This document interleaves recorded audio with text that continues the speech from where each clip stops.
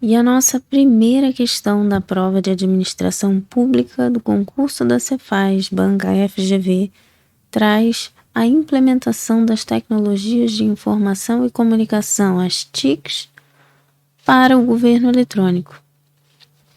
Vamos revisar quais são essas ferramentas e para que elas servem, de uma forma bem prática.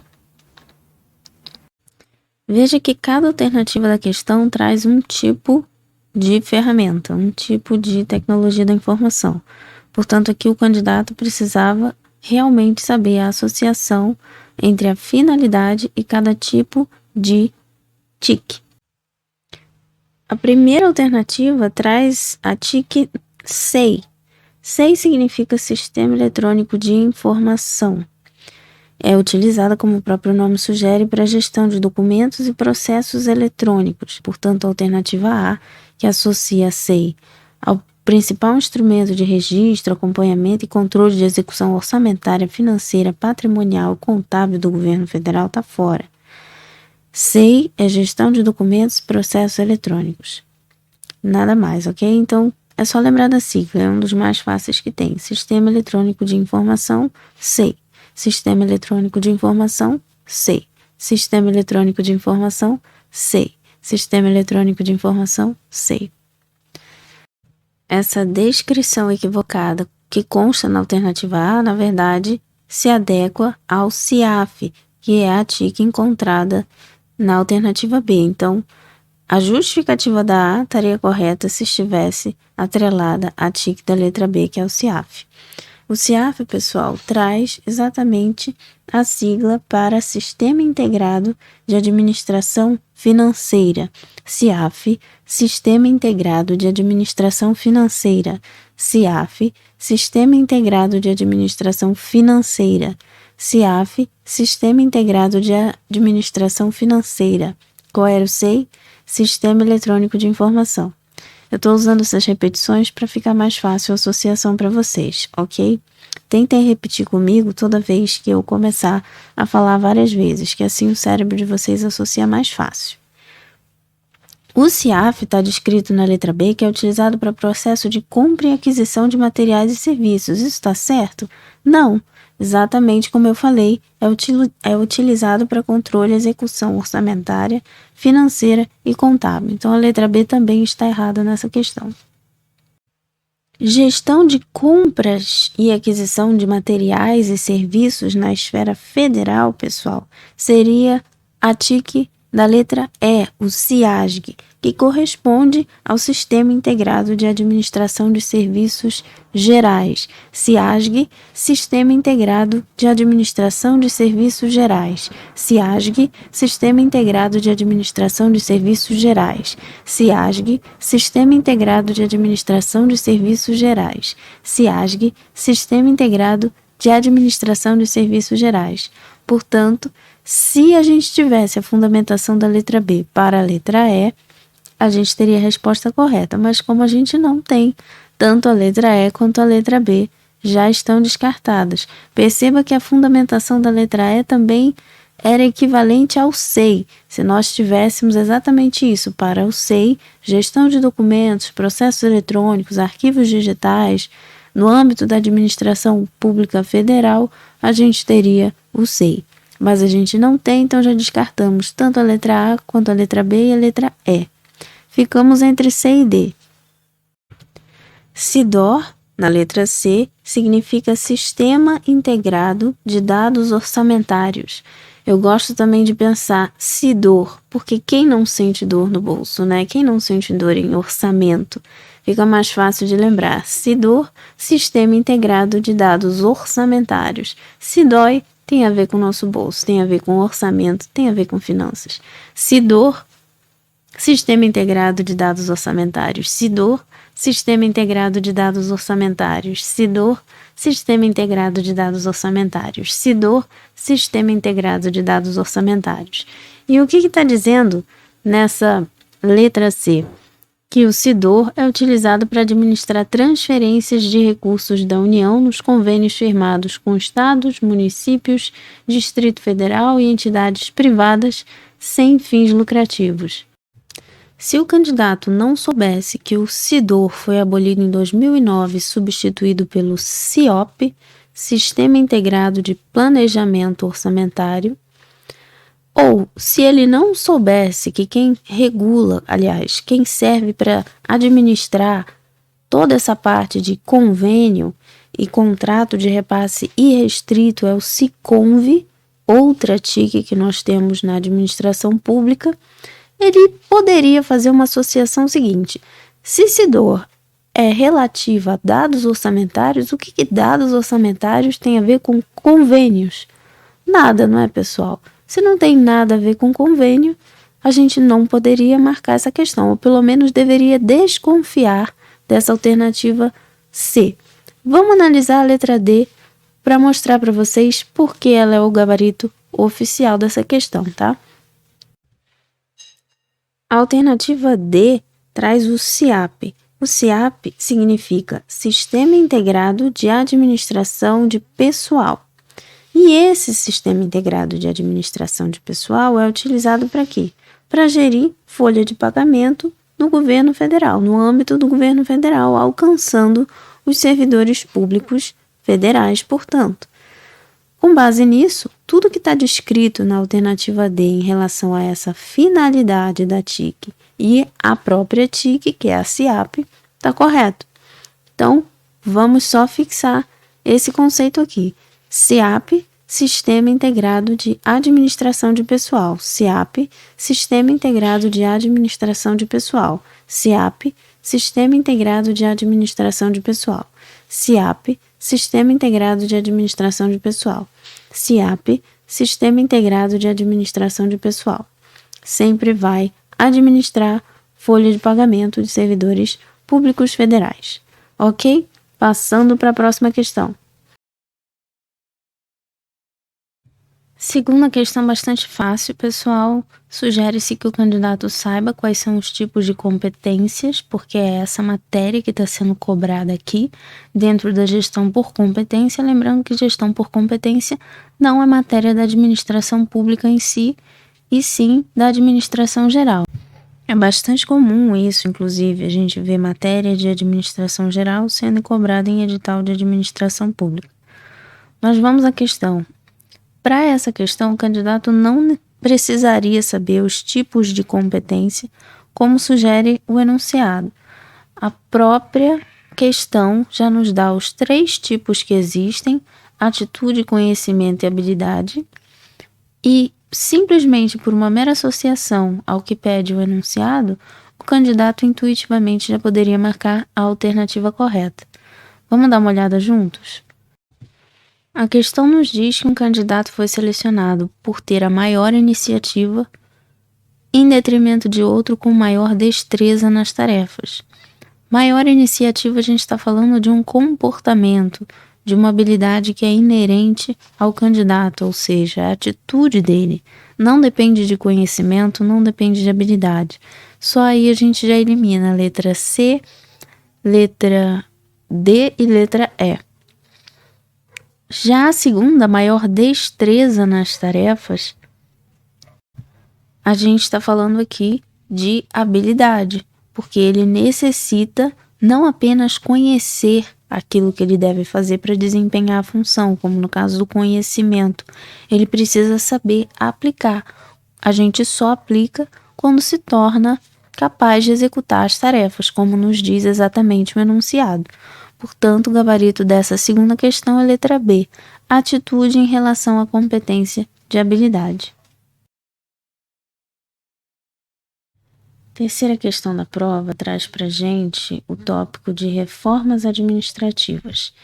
E, assim como nas questões anteriores, o candidato que não soubesse quase nada ou praticamente nada a respeito desse tópico também teria condições de acertar a questão, porque o próprio enunciado nos situa em relação ao período e ao órgão que foi criado. Década de 30, pessoal.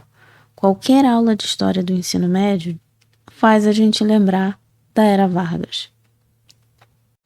Era Vargas era o quê? Era coronelismo, era clientelismo, lembra? Período café com leite. E exatamente Vargas entra para tentar combater tudo isso, a partir da implementação do modelo burocrático na administração pública. Um dos instrumentos pelos quais Vargas tenta implementar esse modelo burocrático é através da criação da DASP, o Departamento Administrativo do Serviço Público. Sabendo que a DASP aconteceu na era Vargas e sabendo que havia o interesse de fundar esse novo modelo de administração pública, trazendo mais burocracia e tentando evitar aquelas relações de poder já trazidas do estilo de gestão anterior, vamos às alternativas. Letra A. Pautou-se na transferência das atividades do governo central para autarquias, fundações. Para por aí, pessoal. Era Vargas, poder centralizado. A intenção do Vargas era centralizar o poder.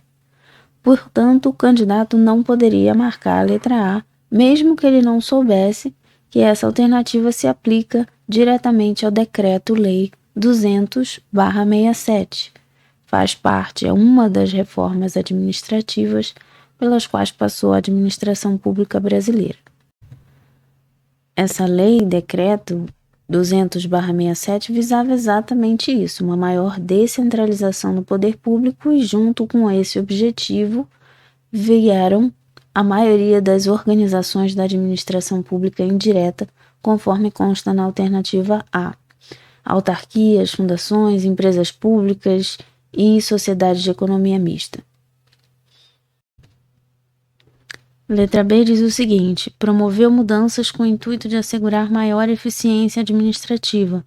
Toda vez que um candidato vê a expressão maior eficiência administrativa, ele é induzido a pensar nesse período posterior à era Vargas, porque realmente havia essa finalidade, esse interesse, por meio do Decreto-Lei 200/67. Só que a alternativa B continua da seguinte maneira: baseando as modificações em 3 eixos principais: administração pública, administração de pessoal e de materiais. A reforma dessas 3 áreas na administração pública foi exatamente o que motivou a criação da DASP pelo governo Vargas. Portanto, a alternativa B é a resposta correta. Tá, mas digamos que você não saiba que a DASP foi criada para atuar exatamente nesses 3 eixos principais, conforme colocou a alternativa B. Vamos analisar por que você ainda não conseguiria marcar nenhuma das outras que vêm posteriormente. A alternativa C diz o seguinte: conferiu maior poder aos governadores locais. Já para por aí. Era Vargas, como eu falei.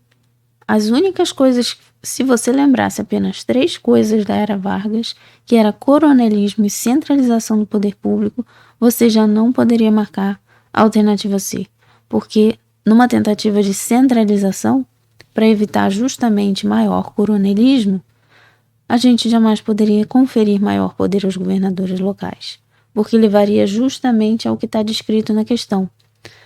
Aumentaria-se o princípio patrimonialista e fisiologista, e é por isso que essa é uma das maiores críticas ao governo Vargas, porque na tentativa de adotar maior burocracia para sanar esses problemas, ele apenas criou os mesmos problemas sob novas roupagens. Essas novas roupagens a gente chama de fisiologismo e clientelismo. Clientelismo e fisiologismo também são deficiências naturais do modelo burocrático que a gente vê na teoria geral de administração e vem do sociólogo alemão Max Weber, porque exatamente na tentativa de aumentar a burocracia do Estado para tornar as relações mais impessoais e evitar o coronelismo que era inerente ao sistema de governo adotado no Brasil até então e em outros lugares, o clientelismo surge e, na verdade, nada mais é do que a troca de um cargo por apoio político, e o fisiologismo também surge, que é quando os servidores tentam agir, mesmo sendo servidores públicos, utilizam o cargo público para buscar interesses pessoais, para defender os seus interesses pessoais. E, a partir disso, criam-se as deficiências ao modelo burocrático, que, como foi uma tentativa do presidente Vargas, a gente acaba também trazendo como crítica ao DASP.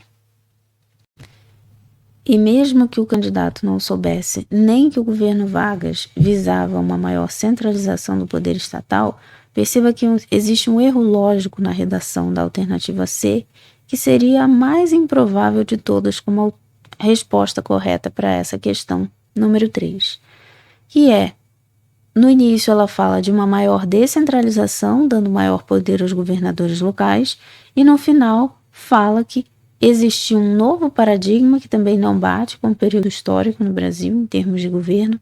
A gente só vê um novo paradigma já pela década de 90 e fundamentado em princípios patrimonialistas e fisiologistas. Patrimonialista nunca vai ser um novo paradigma, também nunca vai pregar uma maior descentralização do poder público, muito menos a fisiologia, mas fisiologia é um termo menos comum, então provavelmente o candidato saberia minimamente o que se trata de um princípio patrimonialista para poder analisar que nenhum dos argumentos dessa alternativa confluem para uma mesma lógica.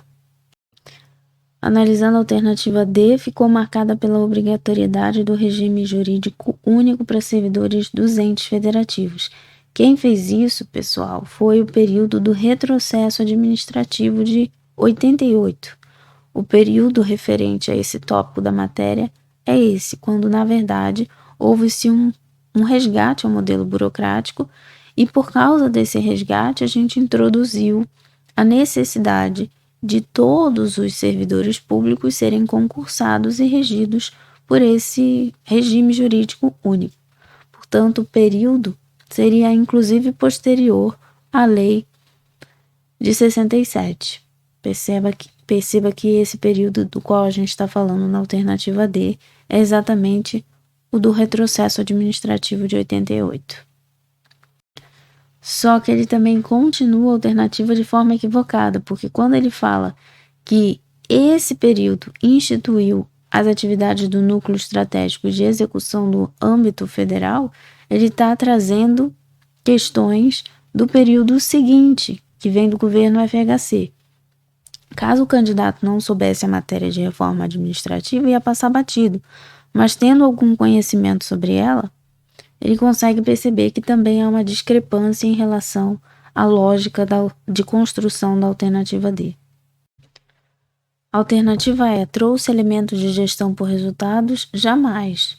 Jamais. Esse é o período mais recente da administração que nós vemos hoje, reconhecido como modelo gerencialista. Não se falava em resultado na década de 30, pelo amor de Deus. Existiria uma discrepância absurda histórica para um candidato vir a marcar essa alternativa. Portanto, aqui poderia, mesmo que o candidato não soubesse o conteúdo da disciplina de administração pública a qual se refere essa questão, pela lógica e principalmente por uma congruência histórica entre os fatos, daria para marcar tranquilamente a alternativa B.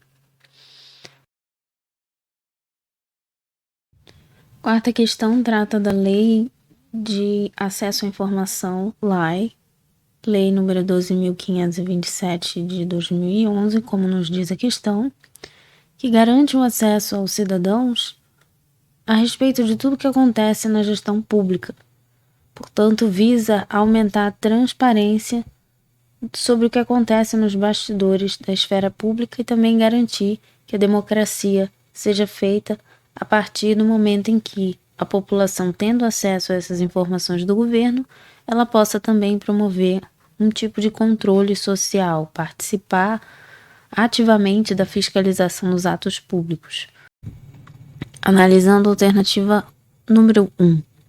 Caso seja necessária a reprodução de documentos, a entidade custodiante da informação solicitada, ou seja, o órgão para quem o cidadão consulta a informação ou pede documentos, pode cobrar um valor de ressarcimento dos custos do serviço e dos materiais do requerente.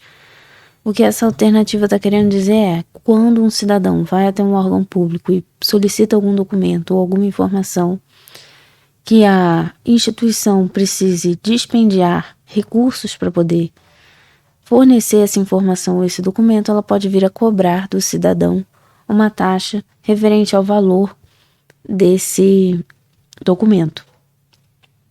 E essa alternativa está correta, porque no artigo 12 da Lei 12.527, que é a Lei da Lei, existe a previsão de que, caso necessite a reprodução de documentos em favor de um cidadão, a entidade governamental pode cobrar do solicitante o valor referente aos custos do serviço e dos materiais utilizados para sua reprodução, desde que não ultrapasse o valor de mercado. Então, a lei também estipula que existe esse limite de valor para essa taxa de expedição de documento cobrada pela entidade governamental. Alternativa 2. A informação armazenada em formato digital será fornecida nesse formato, ainda que não haja anuência do requerente. Essa afirmativa está incorreta, porque, segundo o artigo 11 da lei, os órgãos e entidades públicas devem viabilizar o acesso à informação na forma que o cidadão requerer. Ele pode ter como preferência o formato digital, mas ainda assim a decisão final sobre o formato que esse documento vai ter para o requerente cabe a ele. Portanto, a instituição precisa respeitar, e a lei exige que ela o faça, respeitar que o fornecimento da informação seja feito de acordo com a solicitação do cidadão que requer esse documento. Terceira alternativa, já vimos que a segunda está incorreta. A terceira, a informação sobre conduta de agente público que implique em violação dos direitos humanos deve ser objeto de restrição de acesso e classificada como reservada.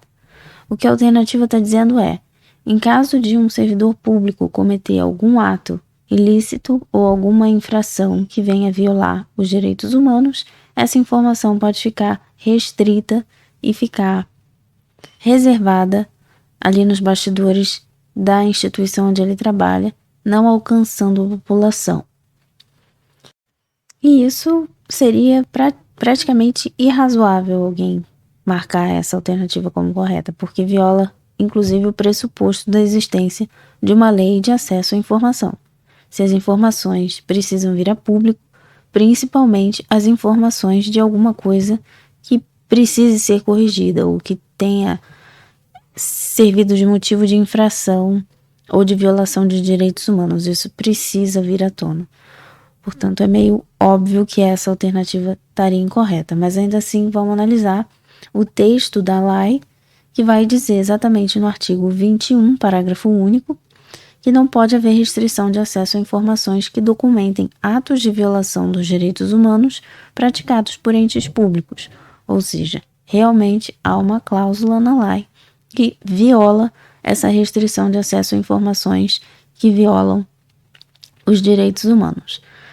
Ao contrário, essas informações, como eu falei, são consideradas de interesse público e precisam ser disponibilizadas, por isso a publicidade é a regra, no caso da lei, e o sigilo é a exceção.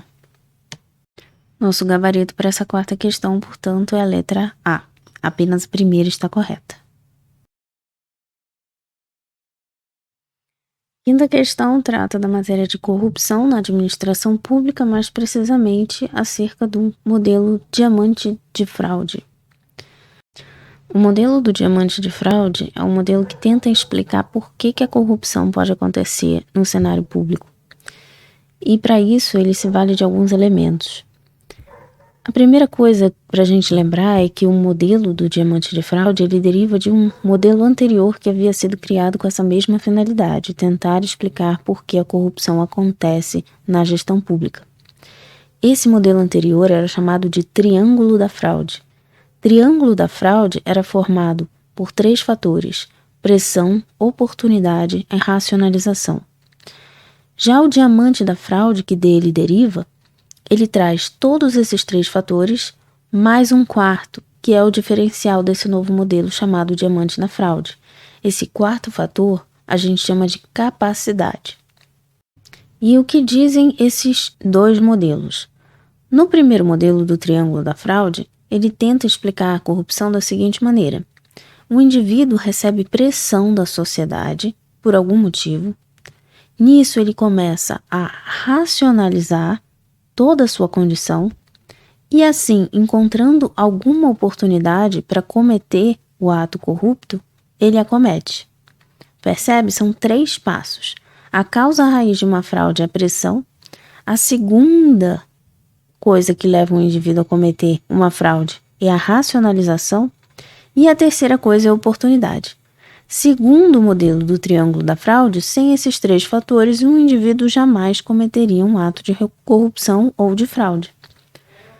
Já para o diamante da fraude, a gente tem o seguinte: esses 3 fatores se mantêm nessa mesma ordem, mas a gente adiciona o quarto, a capacidade, como um último fator determinante, ou seja, para o modelo do diamante da fraude, não adianta eu ter uma pressão social, uma capacidade de racionalizar sobre a minha condição, de encontrar uma oportunidade para cometer a fraude ou a corrupção, se eu não tiver a capacidade de cometer o delito. O agente público ele precisa ter condições técnicas e também soft skills comportamentais que o induzam a cometer a fraude. Se ele não tiver, segundo a teoria do modelo de diamante de fraude, ele não tem capacidade, ele não tem condições de cometer um ato corrupto. Essa quinta questão quer saber especificamente sobre um desses 4 fatores que compõem o modelo do diamante da fraude, qual seja o elemento da oportunidade. Vejam que é o que está escrito ali no finalzinho do comando da questão. Somente fatores de oportunidade. Sabendo tudo aquilo que compreende o modelo do diamante da fraude, vamos analisar as alternativas. Primeiro item da alternativa: percepção de controle interno ineficaz. Perceba que controle interno ineficaz corresponde a um fator do ambiente, certo? O ambiente em que o agente público está inserido. Se o controle do órgão onde ele atua não é muito bom, ele tem ali uma margem para cometer uma fraude, uma corrupção, correto? Sendo assim, a gente tem o fator de oportunidade presente nessa alternativa número 1. Número 2, necessidades individuais geradas por problemas financeiros. Aqui a gente está falando do quê? Não é uma oportunidade, porque não vem de fora. A necessidade é uma coisa do indivíduo.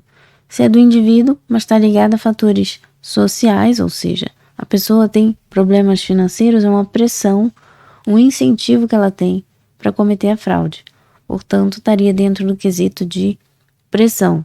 Necessidade não é oportunidade. É como se fosse uma motivação, um incentivo para o indivíduo cometer a fraude, percebe? Já no item 3, desejo de viver um padrão de vida superior ao atual.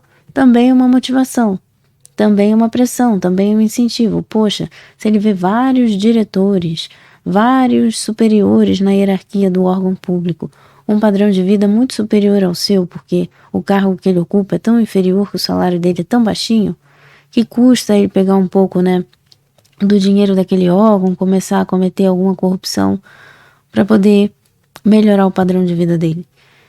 Todo esse contexto de ter um desejo de vida maior, um desejo de vida mais abastado, digamos assim, cabe dentro do quesito de pressão. Portanto, o único item que faz referência à oportunidade realmente é o item número 1. Portanto, o gabarito dessa questão é a letra A. Perceba você, candidato inteligente, que você não precisaria saber absolutamente nada do que eu falei sobre diamante de fraude para acertar essa questão. O comando é claro, ele quer somente fatores de oportunidade. Se você lesse cada um desses 3 itens, independentemente de saber sobre a hierarquia ou a ordem sequencial que leva uma pessoa a cometer a fraude dentro dessa explicação no modelo do diamante, você conseguiria acertar essa questão tranquilamente, porque apenas o controle ineficaz de um órgão pode ser reconhecido aqui como uma oportunidade, justamente no sentido de ser um evento externo, uma coisa que o indivíduo não pode controlar, depende do meio onde ele está. Se depende do meio, é uma oportunidade. Então, como oportunidades dentro desse modelo, a gente pode citar também a falta de supervisão, brechas no sistema, inclusive eletrônico. No caso da racionalização, só para deixar essa diferenciação bem clara para vocês, a racionalização funciona mesmo como uma justificativa. O indivíduo vai passar a ver a situação da corrupção de uma forma mais natural e não tanto como uma coisa fraudulenta. Ele começa a validar as suas ações corruptas dando aquelas justificativas comuns, por exemplo, todo mundo faz isso, esse é o jeitinho brasileiro, a empresa não vai sentir falta, é apenas um empréstimo, depois eu devolvo. São essas racionalizações que naturalizam o ato corrupto. E isso, como eu falei, é a terceira etapa do modelo. Só para ficar bem clara a diferenciação do que vocês poderiam se confundir, talvez. Racionalização não é o que tem nessa questão. Oportunidade a gente só tem na primeira alternativa. E pressão é o que a gente encontra nas duas que se seguem, porque são coisas que favorecem ou induzem a pessoa a querer cometer a fraude. Perfeito? Entendido? Dúvidas deixem nos comentários. Sigamos em frente. Sexta questão traz mais uma questão da prova de administração pública que, na verdade, se refere a uma matéria, um tópico de administração geral. Esse tópico é o de ferramentas de administração geral. E a gente inclui aí a matriz GUT, que é o que vocês estão vendo na tela, a matriz SWOT, a ferramenta 5W2H, o Balanced Scorecard, ou BSC. Todas essas são ferramentas que a administração utiliza para processos de tomada de decisão e otimização de processos em geral. Dentro da administração geral, a gente vê muitas vezes essas ferramentas que eu citei dentro da disciplina de gestão da qualidade. Então, se no edital para o qual você está se preparando tiver essa disciplina, essa matéria para estudar de gestão da qualidade, pode ter certeza que é bem provável de uma dessas ferramentas que eu citei cair na sua prova. Portanto, bastante atenção aqui. A matriz GUT, pessoal, também é chamada de matriz da gravidade, da urgência e da tendência. Eu prefiro pensar na matriz da gravidade, da urgência e do tempo. Já vou explicar por quê. Eu prefiro pensar em matriz da gravidade, da urgência e do tempo, porque são esses os critérios que um gestor se utiliza na hora de classificar a prioridade de problemas que ele precisa atacar utilizando essa ferramenta de análise. Por exemplo, no primeiro critério da gravidade, um gestor vai se perguntar qual é o prejuízo potencial caso o problema não seja tratado agora. Qual é o impacto da não resolução desse problema no seu processo, no processo que ele está tentando gerir, na situação que está acontecendo dentro da sua empresa ou do seu órgão. Já no critério da urgência, ele vai pensar qual é o prazo que eu tenho para agir em relação a esse problema, antes que seja tarde demais. Por isso o nome já diz, urgência. Eu preciso realmente sentar para resolver isso agora ou eu posso deixar para depois? Por isso que esse aspecto da urgência está diretamente relacionado à gravidade. Quanto maior a gravidade, maior a urgência, certo? Já a tendência, que eu prefiro pensar como tempo, é realmente o gestor pensar, com o passar do tempo, esse problema se estabiliza, se agrava ou ele é atenuado. Perceba então que a matriz GUT recebe esse nome especificamente porque ela está bastante relacionada com a urgência, a gravidade e o tempo que eu tenho para tomar uma atitude em relação a um problema. Eu faço uma análise dessas três coisas, colocando uma nota de 1 a 5 para cada um desses critérios em relação ao problema que eu estou resolvendo. Por isso que a questão nos dá exatamente esse diagrama, que é o diagrama que a gente faz quando está implementando a matriz GUT. Cada um desses critérios corresponde a uma letra da sigla, por isso o nome é matriz GUT, G para gravidade, urgência para U e tendência ou tempo para T. No primeiro quesito, a pessoa marcou 5 e 5, tanto para gravidade quanto para urgência. 1, gente, nota 1 é sempre o menor impacto, 5 é o máximo de impacto. Ou seja, nesse primeiro quesito aí, servidores desmotivados é um ponto crítico para resolver esse problema, tem a nota máxima. O cálculo para definir a resolução dessa questão, na verdade, vai se dar quando você multiplicar todos esses critérios da gravidade, do U e da tendência. Então, para resolver essa questão de forma simples, sem eu ficar me alongando aqui, bastava o candidato multiplicar as linhas de cada um desses critérios, 5 vezes 5 vezes 0, na primeira linha, 3 vezes 3 vezes 5, na segunda linha, 1 vezes 1 vezes 1, na segunda linha, e estabelecer a ordem dos números para colocar na questão, ok?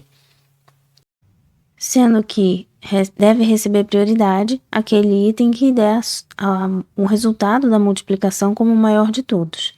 Então, vamos fazer aqui as contas. 5 vezes 5, 25.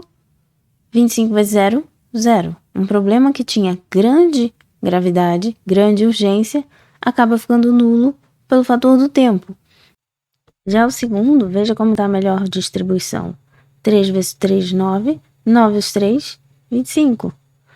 Segundo item precisa vir primeiro. As duas únicas alternativas que tem o segundo item como primeiro são C e D.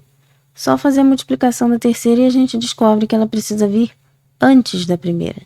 1 vezes 1 vezes 1, 1. 1 é maior que 0, portanto, a sequência correta para marcar a alternativa é 2, 3 e 1. Facinho, né, pessoal? Lembrem sempre de multiplicar os critérios dentro da matriz Guth. Essa era a chave para acertar a alternativa e, geralmente, todas as questões sobre ferramentas de gestão da qualidade são bem fáceis, bem assertivas. Estudem sempre essa matéria, caso vocês tenham a disciplina de gestão da qualidade no edital de vocês. Já a nossa 7ª questão dessa prova de administração pública traz a matéria de gestão de projetos. Administração de projetos também não é administração pública, mas sigamos. Essa questão trata de portfólio. Para quem não sabe a matéria de gerenciamento de projetos, eu dou a seguinte dica. Pensa num portfólio de projeto da mesma forma como você pensaria num portfólio profissional. O que você faz para montar o seu portfólio? Você não pensa nos seus objetivos de carreira? Você não tenta alinhar tudo aquilo que você gostaria de construir ou tudo aquilo que você já construiu para poder mostrar isso para um possível empregador ou em algum evento que você vai e ter aquilo como uma amostra do seu trabalho, daquilo que você traz como potencial, que pode ser de ajuda ou de trazer de benefício para uma empresa ou para algum local, para algum projeto em que você queira trabalhar?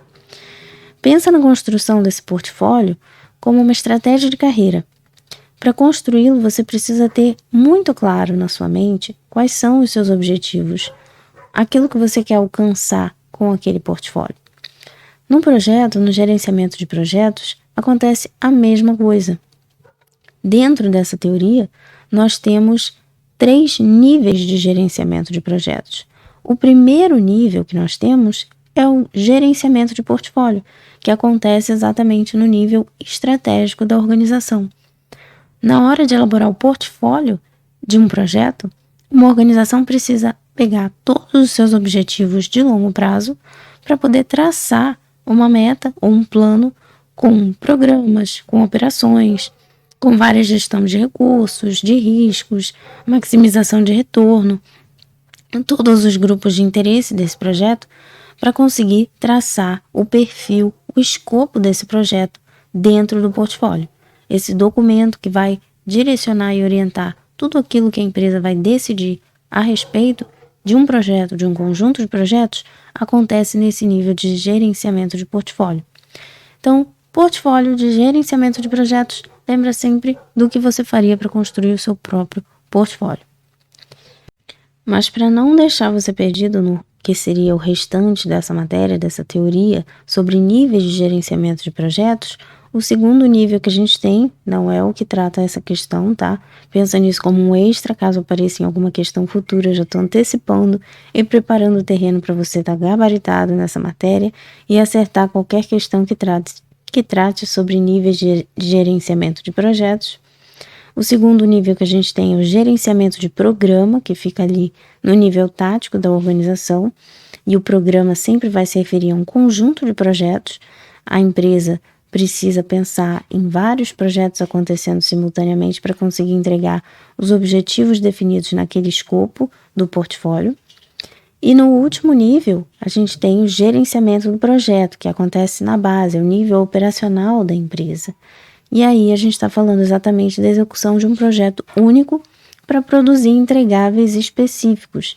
É aí que a gente começa a destrinchar as etapas de um projeto e vai averiguar tudo aquilo que precisa ser feito e entregue em relação aos resultados esperados daquele projeto para os determinados grupos de interesse que participam dessa decisão e dessa definição de escopo lá no nível hierárquico. Aí volta e fecha o ciclo do projeto. É mais ou menos assim que funciona. Isto posto, vamos analisar cada alternativa da questão. A letra A, pessoal, vai dizer o seguinte: representam esforços temporários de uma equipe. Nenhum portfólio é esforço temporário. A gente acabou de ver que tem a ver com os objetivos de longo prazo que a empresa traça para conseguir alcançar um projeto ou determinados números de projetos, né? Se a gente estiver falando de um programa de projetos, lá na frente. Então não é nada de esforço temporário, esqueça isso. Essa alternativa A, ela está descrevendo nada mais, nada menos do que o próprio projeto. Um projeto, se ele tiver esses 3 fatores, sendo entendido como um esforço temporário, porque ele tem início e fim definido, então o projeto é sempre temporário, nunca vai ser uma operação contínua. Se a gente tiver uma equipe trabalhando nele, um conjunto de pessoas que trabalham para atingir aquele objetivo comum, e se a gente tiver um resultado único, ou seja, a gente conseguir precisar exatamente qual é o entregável daquele projeto, que objetivo ele visa atender, a gente tem os 3 fatores, os 3 critérios para ter, por definição, um projeto. E é exatamente isso que traz a alternativa A. Portanto, a gente não está falando aqui de portfólio, a gente está falando da própria definição de projeto, não pode ser a letra A. Letra B, pessoal, possui um escopo organizacional que muda conforme os objetivos estratégicos da organização. Por definição, não é ideal que os objetivos dentro de um portfólio mudem, mas existe um espaço dentro do gerenciamento de projetos para que você consiga fazer uma avaliação iterativa dos objetivos que você já alcançou, para aqueles que você definiu lá dentro do portfólio, lá dentro do escopo, e caso precise haver alguma alteração, você tem espaço para mudança sim. Mas o que valida a alternativa B como resposta para essa questão número 7 é exatamente isso. Ela resgata a ideia de escopo organizacional, porque é exatamente isso de que trata o portfólio. O portfólio a gente chama como se fosse um documento que reflete esse escopo organizacional, aquilo que o nível estratégico decidiu como objetivo para aquele projeto, e resgata também os objetivos estratégicos da organização, aquilo que ela quer alcançar com aqueles projetos. Ok? Então, a alternativa B é a nossa resposta correta, lembrando daquela definição mais simples que eu trouxe logo no início para vocês, para ficar bem claro e não ter nem segunda opinião a respeito do gabarito, ok? Alternativa C, só para fechar com vocês e a gente poder fazer as diferenciações necessárias dentro da teoria, caso você não saiba. A letra C traz exatamente o monitoramento das mudanças que eu falei que são possíveis dentro do ciclo de vida de um projeto. Isso é possível? É, mas geralmente não acontece dentro da fase de gerenciamento de portfólio. A gente faz isso dentro do ciclo de vida de um projeto, conforme diz a alternativa. Então, ela não se alinha exatamente ao conceito que está sendo trazido ali em cima de portfólio, que remonta mais a um significado estratégico do que exatamente operacional, de ficar monitorando ali as mudanças que são necessárias, principalmente pela palavrinha pontual. Nunca um portfólio vai estar relacionado a essas palavras, temporário, pontual. Tudo aquilo que for definido no portfólio é para longo prazo. Então elimina logo qualquer alternativa ligada a isso, porque não vai estar condizente com o conceito de portfólio. D. Tem seu sucesso medido pelo cumprimento de prazos, pela conformidade com o orçamento e pelo grau de satisfação do cliente. Isso também é uma definição de projeto, tá, pessoal? Não é a definição do portfólio. Um portfólio, na verdade, a gente não mede sucesso de portfólio. A gente precisa medir se o projeto foi bem sucedido ou não, o próprio projeto, né?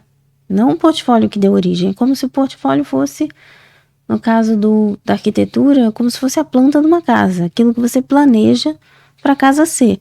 Você não vai julgar se a casa ficou boa ou não, voltando para a planta e vendo se alguma coisa que você fez na planta deu errada. Você vai tentar consertar ali na própria casa, no que você fez ali no momento da construção, à medida que as coisas foram acontecendo durante a obra. É mais ou menos a mesma coisa que acontece no gerenciamento de projetos, aliás. Letra E. Adquirem progressão por meio de ciclos iterativos. Aqui a gente tem uma definição para projeto de novo, especificando seus requisitos detalhadamente já nas fases iniciais. Não, pessoal, aqui a gente está falando de ciclo de projeto, realmente, não tem nada a ver com portfólio. Nesse caso, a gente tem uma diferenciação bem discreta em relação à alternativa D. Perceba o seguinte, a alternativa D traz os critérios para dizer se um projeto foi bem sucedido ou não. Não sei por que eu estou confundindo projeto com processo, mas enfim. Essa definição de qual é o sucesso de um projeto passa pelo que a gente chama de triângulo de gerenciamento de projetos ou tripla restrição. O que isso significa? Exatamente o que está descrito na letra D.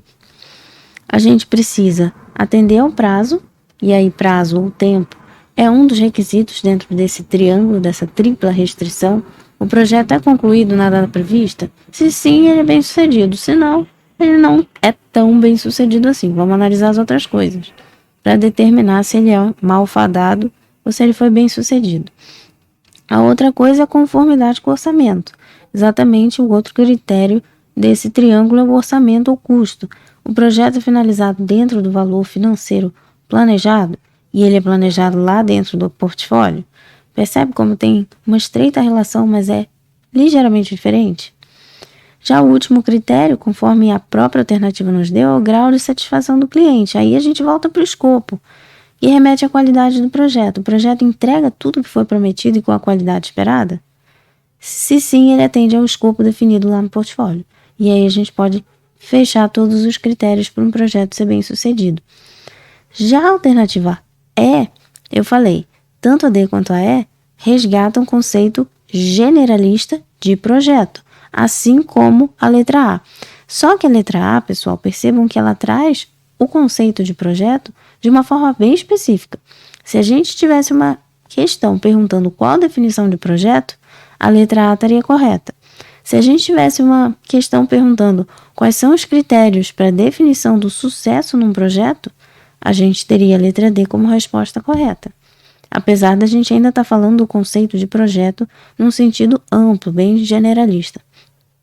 Quando a gente vai para a letra E, e é por isso que eu estou frisando isso aqui, a gente não está falando de projeto tanto no sentido generalista como a gente viu nas duas anteriores.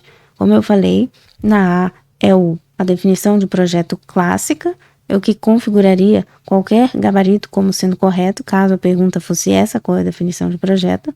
A letra D traz o tripé do sucesso para um projeto, como eu falei, mas a letra E, ela traz a definição de projetos preditivos. O que são projetos preditivos? Aí já é um conceito um pouco mais específico. Perceba que, como eu falei, tem a ver com a definição de projeto, mas agora já é uma categoria específica dentro da teoria de projeto. E os projetos preditivos se referem aos projetos em cascata, também conhecidos como projetos do tipo waterfall, do inglês, que nada mais é do que cascata. As características desse projeto modelo em cascata, o modelo preditivo, é exatamente essa. Ele conta com ciclos iterativos com requisitos fixos que precisam ser definidos desde o início, esses requisitos ser definidos desde o início do projeto, e existe uma progressão sequencial, que é o que a gente faz referência à ideia de cascata. Do planejamento é feito por completo e depois vem a execução, e da execução vai para o encerramento. Então, a gente consegue mapear claramente essa sequência de eventos dentro de um projeto do tipo de cascata. Ok? Então, só a gente especificando um pouco melhor essa teoria de projetos, caso venha alguma outra questão da Getúlio Vargas sobre isso, vocês já estão preparados e muito bem entendidos a respeito das definições que a gente pode ver desses conceitos de gerenciamento de projetos. E olha por que eu bati tanto com vocês nos conceitos específicos da teoria de gerenciamento de projetos na questão anterior. Essa questão seguinte também trata da mesma matéria de gestão de projetos, e eu noto que é cada vez mais frequente em concursos da Getúlio Vargas, por isso que eu dei bastante atenção nos itens que podiam favorecer uma revisão do conteúdo na questão anterior. Essa nova questão, a nossa oitava, trata de um conceito também bem específico dentro da teoria, segundo o guia PMBOK. Para quem não sabe, O guia PMBOK é o guia de ouro dentro da teoria de gestão de projetos. Caso você nunca tenha estudado isso, comece estudando por ele, porque é praticamente dele que saem 90% das questões de concurso. De lá saem os conceitos clássicos e as novas abordagens em gestão de projetos, que também vem ganhando bastante peso dentro dessa matéria de gestão de projetos, sendo bastante redundante aqui. Me desculpe, peço perdão aos seus ouvidos, mas é importante frisar que as novas abordagens dentro dessa disciplina vêm ganhando peso, mas ainda assim as definições clássicas dos conceitos do guia PMBOK ocupam um espaço ainda considerável dentro dos editais, principalmente para a carreira fiscal e de controle. E vamos resolver essa questão. Eu vou tentar primeiro uma abordagem bastante simplista, porque eu entendo que o ideal para o candidato não é se debruçar no detalhe sobre milhões de conceitos e milhões de matérias. O ideal é que ele consiga bater o olho na questão, lendo as alternativas ele consegue deduzir a resposta correta, mesmo sem saber uma quinquilharia de conceitos e de PDFs e de coisas que ele já tem que trazer de bagagem. Eu acho que as provas de administração pública são bem acessíveis e está na hora da gente disseminar mais formas, mais truques de um candidato conseguir acertar uma questão sem saber com profundidade os temas, os conteúdos todos que são cobrados no edital. Podemos fazer assim? Vamos seguir então? Primeiro, numa abordagem mais simplista. A alternativa número 1 vai dizer que o tailoring, primeiro de tudo, o que é tailoring? Se a pessoa não sabe inglês, vai ficar um pouco mais difícil dela deduzir essa questão. Mas o tailoring, no inglês, significa adaptação. Se ela já souber o que significa esse termo, ela já tem praticamente 50% de chance de acertar com base nas alternativas. Pensa comigo o seguinte, se tailoring significa adaptação, o que importa aqui, que ele está fazendo referência inclusive no enunciado, é a capacidade de eu conseguir mudar alguma coisa dentro do meu projeto, dentro do ciclo de vida do projeto, como a gente estava discutindo anteriormente, para que ele flua melhor, para que eu consiga atingir aquele objetivo a qual eu tinha me proposto da melhor forma possível. Eu posso redirecionar a rota do meu projeto, a forma como eu estou conduzindo esse projeto e também a minha equipe, para que aquele mesmo objetivo possa ser atingido mais rápido ou que eu consiga preencher todos os 3 requisitos do sucesso do projeto, que são prazo, orçamento e tempo, da melhor forma possível. Percebe? Tailoring é a brecha para que eu possa fazer essas mudanças e, como o próprio enunciado da questão nos diz, já significa adaptação. Então a banca foi bem legal com o candidato aqui, porque já induziu o significado desse conceito, mesmo que ele não soubesse inglês. Agora que eu percebi é que a palavra adaptação está contida no enunciado, sim. Então estava bem acessível da gente entender todo esse caminho que está disposto no enunciado para guiar a nossa alternativa correta. Vamos à alternativa número 1. Aumenta o comprometimento dos membros da equipe do projeto. Comprometimento aqui, pessoal, não pode ser visto no sentido de responsabilidade, no sentido de achar culpados. Eu estou fazendo uma mudança, então quem fizer alguma coisa diferente daquilo que a gente previu está comprometido, no sentido de punição, ou tá comprometido nesse sentido. Não é esse o sentido que está querendo dizer aqui. Comprometimento no sentido de que, se eu tinha gargalos no meu projeto, estava percebendo que a minha equipe estava esmorecendo ou que estava desalinhada em relação àquilo que precisava ser feito, se eu mudar de rota, se eu me adaptar ao que a minha equipe está me dando como sinais, eu consigo melhorar o comprometimento dela em relação à própria execução do projeto, caso estivesse comprometida. É esse o raciocínio dessa alternativa. Comprometimento no sentido de dedicação, no sentido de estar envolvido, de ter autonomia para tomar decisões e se sentir dono, se sentir próprio daquele espaço, daquele trabalho, ter aquele senso de pertencimento. Então, comprometimento nesse sentido positivo, ok? Eu me comprometo a fazer um trabalho melhor na medida em que a empresa em que eu trabalho reconhece que precisam haver adaptações para que aquele projeto flua de uma forma melhor para mim e para os meus colegas de trabalho. Então, agora eu consigo fazer um trabalho da melhor forma possível, eu me dedico mais. é praticamente esse princípio. Pensando nessa linha de raciocínio, a alternativa A1 está certa, correto?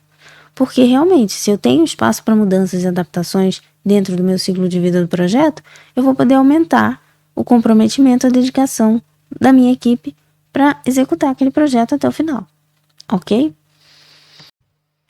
Aí a alternativa número 2, o foco está orientado para produto. Percebe que não encaixa alguma coisa aqui? O que produto tem a ver com mudança no projeto? Produto é o resultado do projeto. Você tem que entregar ou um produto ou um serviço. É o final. É o que a gente chama de saída do projeto. O tailoring, digamos assim, como princípio, aí a gente entra um pouco na teoria, mas eu acho que dá para deduzir um pouco do raciocínio que a gente estava fazendo aqui. Qualquer mudança na rota não necessariamente vai mudar o destino. É mais ou menos como a gente pensar aqui. Tá todo mundo se preparando para um concurso de auditor fiscal. O seu destino é o seu objetivo. Você quer se tornar auditor fiscal. Agora, se você precisar adaptar a sua forma de estudar para alcançar esse objetivo mais rápido, de uma forma melhor, em que você se sinta motivado e estimulado, tudo bem. O fato de eu mudar a minha rota não necessariamente vai implicar que eu vou estar mudando o meu destino final. Ou seja, no caso dessa questão, colocando uma orientação em outro lugar. Por isso que a gente diz que o foco está orientado para o produto? Não, porque o tailoring não vai mudar o foco. É uma ferramenta para adaptar um processo de gerenciamento e não o resultado final do projeto, que é o produto. O objetivo da adaptação, ou seja, o foco que deveria estar escrito aqui na redação da alternativa, não é o produto. O foco, aliás, o projeto é que tem como foco o produto, não o tailoring. Entende essa diferença? A meta final do projeto é que é o produto. O tailoring não. O foco do tailoring é em melhorar o gerenciamento do projeto. Entendeu qual é a pegadinha da alternativa? Ele está dando o que é o foco do projeto como se fosse o foco do tailoring. E não é. São coisas diferentes. O tailoring serve para melhorar o projeto, a execução do projeto, o processo do gerenciamento. Já o produto é a saída, o foco, a orientação final do projeto. Entendido? Vamos sair desse imbróglio todo. Vamos para a terceira alternativa. Já descartamos a segunda, certo? Estamos com a primeira sendo correta. A terceira, produz extensa documentação. Pelo amor de Deus. A gente acabou de ver uma questão sobre reformas administrativas, modelo burocrático. Quanto mais burocracia, mais documentação a gente tem em qualquer projeto, em qualquer situação, a gente não vai ter uma mudança suave. A gente não vai ter uma adaptação clara, porque a proposta da adaptação é trazer uma mudança rápida para atender um gargalo do projeto. Se eu estou mudando, é porque eu tinha alguma coisa emergencial, alguma coisa crítica para resolver. Caso eu não tomasse uma decisão de mudança, eu poderia comprometer o meu resultado final, percebe? De que vai adiantar, para que eu possa fazer essa alteração, essa mudança, eu começar a fazer uma documentação de tudo que eu preciso mudar, começar a fazer, inclusive, essa documentação dos objetivos pretendidos para eles serem especificados? Não faz o menor sentido. O objetivo, como eu falei, para a alternativa segunda, continuam lá. Eles não vão ter mudado. Os pretendidos vão continuar sendo os mesmos especificados lá no portfólio. Eu não vou precisar produzir uma extensa documentação para fazer um tailoring, uma adaptação, uma mudança, pelo amor de Deus. Isso é excessivamente burocrático e vai levar ao objetivo contrário do tailoring. Correto? Pensa sempre que uma mudança, ela está dentro de um contexto de gestão para contingência. Aconteceu um BO no seu trabalho, você precisa tomar uma atitude, precisa mudar, precisa adaptar. E o mais rápido possível. Você não vai gastar tempo nem recurso produzindo uma extensa documentação. Não faz o menor sentido. Por isso que eu estou tentando trazer para a nossa lógica da realidade o raciocínio dessa questão, para vocês verem que por trás desses conceitos a gente consegue deduzir a resposta correta, ainda que a gente não soubesse em profundidade a teoria de gestão de projetos, nem tivesse consultado o guia PMBOK. É legal consultar?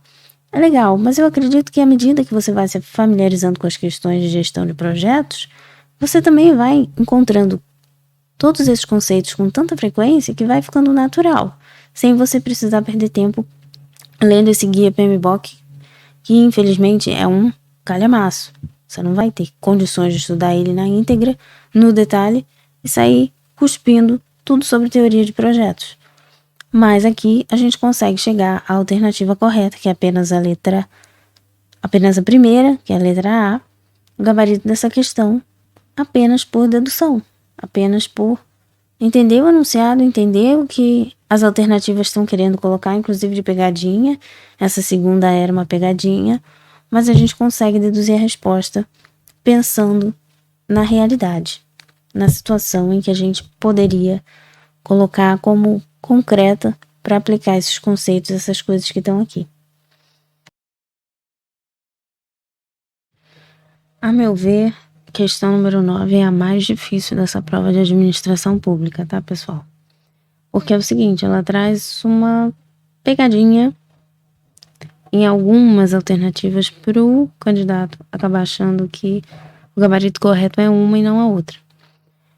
Qual é a saída para enxergar qual é o gabarito correto dessa questão? Você enxergar lá no início do enunciado que a gente está falando de um consórcio de municípios. E no final a pergunta que fica para responder corretamente essa questão é: qual é a prerrogativa que traz a lei que rege os consórcios públicos, que é a lei número 11.107 de 2005, qual é a prerrogativa para consórcios entre municípios? E aí a gente analisa as alternativas à luz dessa prerrogativa que está contida nessa lei. Essa questão da finalidade do consórcio, que era para combater uma situação emergencial de queimadas ilegais na floresta amazônica, isso tudo é para confundir o candidato em relação aos critérios de cada alternativa. Vamos analisar a letra A? Caso o consórcio seja constituído com personalidade jurídica de direito privado, terá forma de associação pública. Tá errado, pessoal, porque se a gente está falando de personalidade pública de direito privado, não pode ser associação pública. Só pode ser uma associação privada.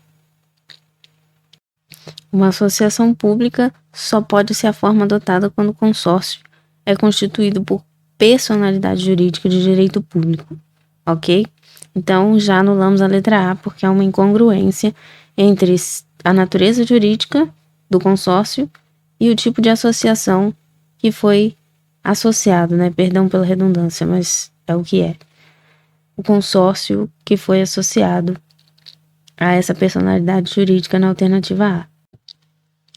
Letra B. Recursos entregues pelos entes ao consórcio por contrato de rateio. Olha, presta bem atenção porque a gente está falando de um tipo de contrato bem específico dos consórcios, contrato de rateio. Devem ser utilizados para atendimento de despesas genéricas. Não, pessoal. Contrato de rateio, esquece a associação com despesa genérica. A gente sempre fala de despesa específica quando fala de contrato de rateio. A lei veda a utilização de recurso de consórcio firmado por contrato de rateio para despesa genérica. Tudo bem? Já a alternativa C, vamos dar uma olhada. É vedada a cessão de servidores para o consórcio, devendo este ter seu quadro de pessoal preenchido apenas por meio de concurso público. Isso daí também está errado, né, pessoal? A cessão de servidores para consórcio é permitida, não é vedada. Então, a palavrinha vedada já começa eliminando a alternativa C. Só que, além disso, a gente também não tem aquela exclusividade ali com aquele apenas, porque a gente também pode ter um quadro de pessoal sendo preenchido pela modalidade CLT, não necessariamente somente por concurso público. Tudo bem? Então, tem 2 erros nessa alternativa C aí. Onde é que está disposto isso? Lá no artigo 6º da referida lei de consórcio público. Artigo 6º, parágrafo 2º.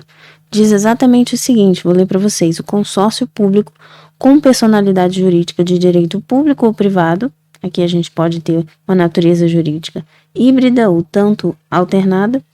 Observará as normas de direito público no que concerne à realização de licitação, a celebração de contratos, a prestação de contas e a admissão de pessoal, que será regido pela Consolidação das Leis do Trabalho, CLT, aprovada. Essa redação foi dada em 2019, portanto se trata de uma revisão de um decreto lá de 43. Já a letra D, a União somente poderá fazer parte desse consórcio se os estados em cujos territórios estão situados os municípios consorciados façam parte dele. Exatamente isso. Essa é a nossa resposta para essa questão. Por quê? Porque é essa exata redação do parágrafo 2º do artigo 1º da Lei 11.107 de 2005. O artigo 1º vai dispor sobre as normas gerais para a União, para os estados, para o Distrito Federal, para os municípios contratarem consórcios públicos. É a base das especificidades que se seguem nessa lei. E no parágrafo 2º, a gente vê que a participação da União em consórcios públicos somente pode acontecer caso os estados de onde os municípios fazem parte, no caso da gente estar falando de um consórcio entre municípios, por isso que eu falei que essa era a chave para resolver a questão. Se a gente está falando de um consórcio entre municípios, se os estados desses municípios não fizerem parte do consórcio, a União não pode entrar.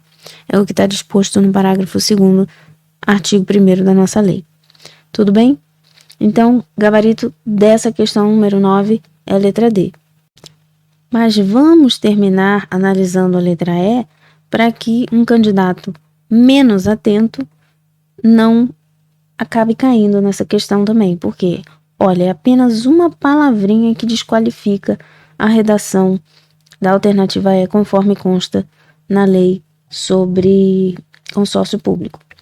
Até que haja decisão que indique os responsáveis por cada obrigação, os entes consorciados responderão subsidiariamente, essa é a palavrinha errada, pelas obrigações remanescentes.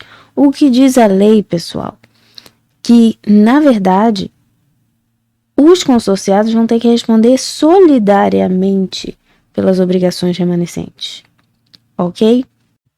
Perceba que é só essa palavrinha que anula a redação dessa letra E.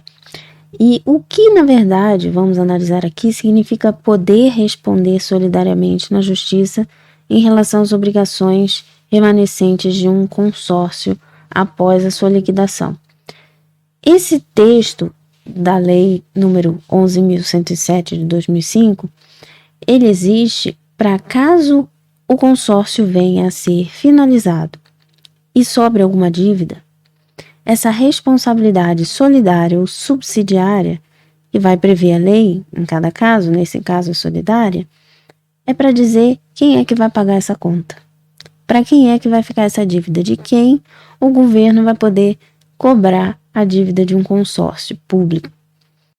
No direito, quando a gente diz que as partes têm uma responsabilidade solidária sobre a liquidação de contratos, isso a gente também vê no direito empresarial muito, significa o seguinte: o governo ou qualquer parte interessada pode vir e cobrar de qualquer um o valor total ou parcial da dívida. Qualquer um. Digamos que nós tenhamos 3 entes consorciados, aqui trazendo o caso para o consórcio público mesmo. 3 entes consorciados. Se eles respondem solidariamente pela liquidação do consórcio e há uma dívida, o que acontece é que o Estado pode vir e cobrar de quaisquer um desses 3 entes consorciados o valor integral do que ficou faltando, da dívida que restou no consórcio, ou parcialmente distribuir, fica ao critério de quem fizer a cobrança, porque todos têm a obrigatoriedade jurídica de pagar essa dívida, independentemente se for de forma integral ou parcial, ok? Solidária é isso, todos são solidários, ou seja, podem comungar da mesma obrigação em pé de igualdade de ter que pagar alguma dívida restante em alguma relação contratual, no caso aqui de um consórcio. Quando a gente fala de responsabilidade subsidiária, aí nós temos um senão. Aí o governo não pode vir cobrar de qualquer um, porque existe uma precedência, uma ordem em relação a quem é mais responsável por pagar aquela dívida em detrimento do outro ente consorciado ou em detrimento da outra parte contratual. Como a gente está falando aqui em casos mais amplos, já que a responsabilidade em consórcios públicos é sempre solidária, tá? Mas dando aqui um exemplo genérico do que seria uma responsabilidade subsidiária, é o que acontece normalmente num contrato de locação imobiliária, por exemplo. Quem tem obrigação, digamos que o inquilino de um imóvel saia, não pague o último aluguel. O proprietário ou a imobiliária, caso ele tenha contratado um serviço de representação judicial pela própria imobiliária, ele vai poder cobrar primeiro do inquilino que saiu sem pagar, porque ele tem a precedência no pagamento dessa dívida, ele que precisa ser judicialmente intimado ou extrajudicialmente intimado a pagar essa dívida que ele deixou. Caso ele não pague, aí é que entra, no caso, a figura do fiador. Porque nesse caso o fiador tem uma responsabilidade subsidiária pela dívida deixada pelo inquilino. Portanto, perceba que existe essa ordem que precisa ser seguida na hora da cobrança, uma vez que a responsabilidade subsidiária garante apenas que naquele contrato existe uma garantia de pagamento caso o primeiro devedor não arque com ela, não arque com essa dívida. Caso ele falte com essa dívida, aí é que entra o segundo, e só então eu posso acionar o segundo. Entendido isso? No caso aqui do consórcio, trazendo para o nosso exemplo novamente, se eu digo que eles respondem solidariamente, é a mesma coisa que eu dizer o seguinte: na ausência de uma definição prévia, se não tiver estipulado outra coisa no contrato entre as partes, qualquer ente consorciado vai poder ser cobrado pela totalidade da dívida. Essa responsabilidade subsidiária, como a gente discutiu anteriormente, só se aplicaria se o credor tivesse que esgotar todos os meios de cobrança contra o consórcio inteiro antes de cobrar de cada um dos seus membros, o que não é o caso aqui. Se eles têm responsabilidade solidária, qualquer ente consorciado vai poder ter a responsabilidade legal de arcar com a dívida inteira. Perfeito? Questão malandrinha essa, hein? Digam para mim, vocês teriam acertado logo de cara ou teriam se batido nessas especificidades da lei de consórcio público? Eu achei que, no teor da prova, essa é a mais difícil. Mas vamos à última questão para que vocês possam tirar as próprias conclusões de vocês. Vamos lá. Última questão dessa prova de administração pública. Pergunta do candidato: o que significa quando algum ente da sociedade civil ou uma associação de pessoas da sociedade civil se juntam para fiscalizar ações do governo, para fiscalizar ou denunciar, nesse caso, a negligência de gestores públicos em relação a obras de infraestrutura e segurança para ciclistas. O único termo entre as alternativas que se refere à fiscalização está contido na alternativa C, que é accountability societal. Mistura-se o inglês com o português aqui. Por quê? Toda vez que a gente tiver essa palavrinha em inglês, accountability, a gente está querendo dizer responsabilidade, responsabilização. Se você souber a tradução dessa palavra, você já consegue acertar a questão, porque é a única que se aplica a esse caso, de tentar encontrar uma responsabilidade para o governo a partir de uma maior fiscalização e denúncia em relação à negligência sobre esse assunto, sobre as obras públicas, sobre a infraestrutura da cidade, sobre a segurança dos transeuntes. Então, responsabilização societal, no caso da sociedade, traduz exatamente o conceito que está sendo trazido nessa questão, que é você encontrar a responsabilidade do governo a partir de uma ação conjunta, coletiva dos próprios membros da sociedade. Daí que vem o nome accountability societal. Mas vamos analisar cada uma das alternativas para vocês aprenderem esses conceitos de governança pública. Poliarquia, pessoal, descreve um sistema político. Não se trata de uma ação da sociedade civil, de cobrança, nesse caso, de responsabilização do poder público pelo que ele fez ou pelo que ele deixou de fazer pela população. Poliarquia é um conceito definido pelo pesquisador e autor Robert Dahl.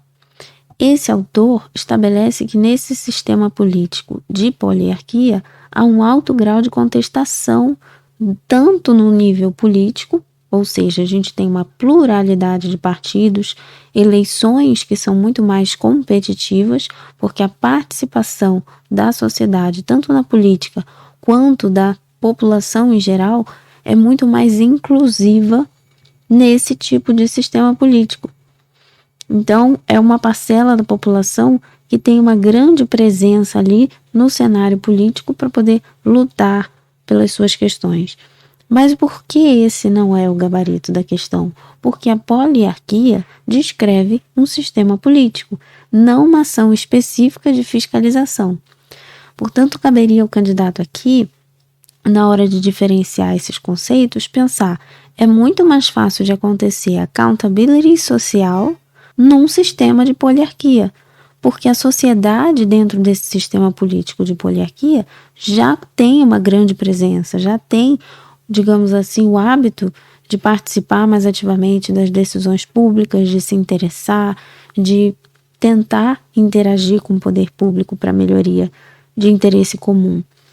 Portanto, a poliarquia corresponde a esse sistema político que está organizando a forma de se fazer política no país e não necessariamente a uma ação particular reservada a determinados entes ou membros da sociedade civil em prol de algum objetivo, de algum benefício do qual eles possam usufruir. Não se trata de responsabilização do poder público. Letra B, governança pública. Gente, governança pública se refere à forma como o poder público vai gerir os recursos e as políticas de um país. Ou seja, a gente está falando aqui da capacidade do governo de ter transparência e eficiência na sua gestão. Quando a gente fala que ações de accountability podem contribuir para uma boa governança, isso é verdade, mas a gente não pode confundir accountability com uma boa governança em si, tá? A gente pode dizer que ter uma accountability social melhora ou induz a uma boa governança, mas a gente não pode confundir a ação de accountability que parte da população para o Estado com a própria governança que parte do Estado para a população e para a gestão pública de uma forma geral. Já a letra D, pessoal, freios e contrapesos, se refere à própria divisão que a gente tem entre os poderes no governo brasileiro, os ramos de executivo, legislativo e judiciário, para que um limite o poder do outro e evite abusos. Por isso o nome freios e contrapesos.